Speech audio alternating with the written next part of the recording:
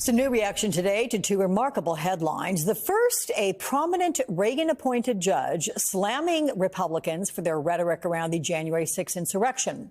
Senior U.S. District Judge Royce Lamberth cited what he called preposterous claims from lawmakers, including Andrew Clyde, Marjorie Taylor Greene, and Elise Stefanik, who said rioters behaved in an orderly fashion and referred to defendants as hostages. Then the second headline is from a member of the Proud Boys who took selfies in the Senate gallery during the riot and was sentenced to 6 years in prison on Wednesday. During a prior hearing, he told a federal judge, quote, "You could give me 100 years and I would still do it all over again."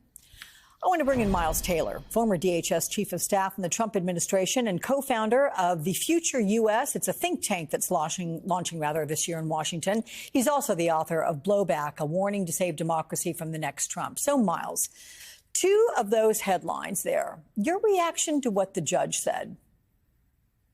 Well, look, Judge Royce Lamberth, I think, was really spot on when he says this. And as you noted, we have to keep in mind, this is a conservative judge. It's not a Democratic appointed judge saying this. This is a Reagan appointed judge calling out the extraordinary rewriting of history, in his words, that has happened since January 6th. And I think there's a couple things here that are worrying. First and foremost, the sort of permissive attitude that the Republican Party and Republican leadership has taken towards criminality is, I think, setting the stage for the possibility that something like this might happen again. But I think it's also undermining Americans' confidence in the rule of law. And you see how astounded some Republicans were behind the scenes when this shift started to happen. And that shift started to happen as soon as 2 weeks after January 6th. And Liz Cheney writes about it in her book, saying that she and other members of the Republican caucus were astounded when Kevin McCarthy went down and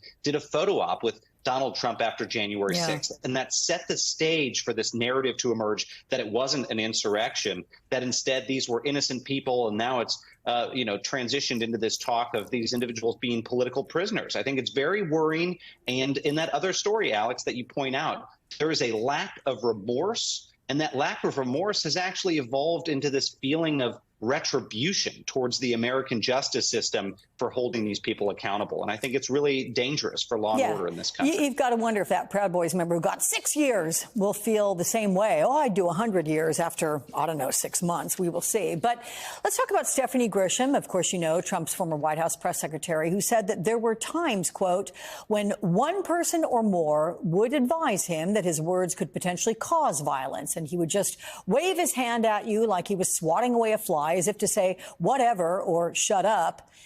Has this irresponsible attitude, Miles, towards violence, has it spread through, you think, the rest of the Republican Party? I mean, you cite Liz Cheney's book, what she was sensing 2 weeks later. But really, has it permeated the party?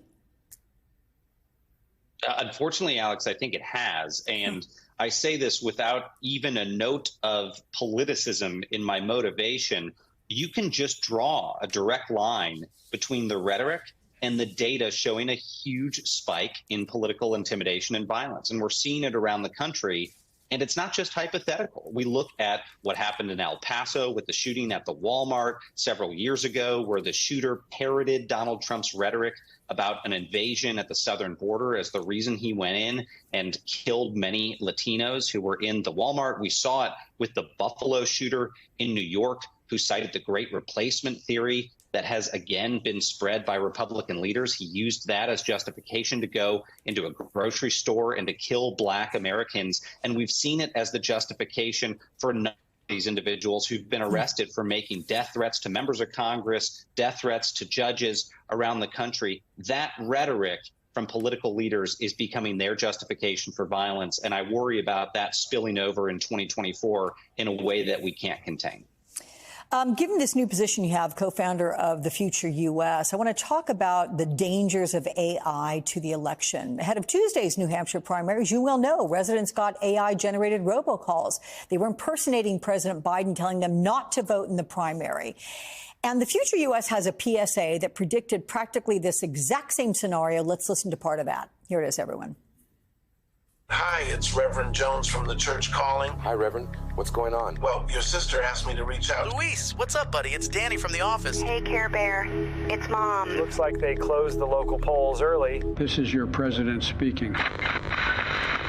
Due to a failure in our polling technology, I am using my executive powers to extend the election period. All Americans will have an extra 48 hours to cast their ballots.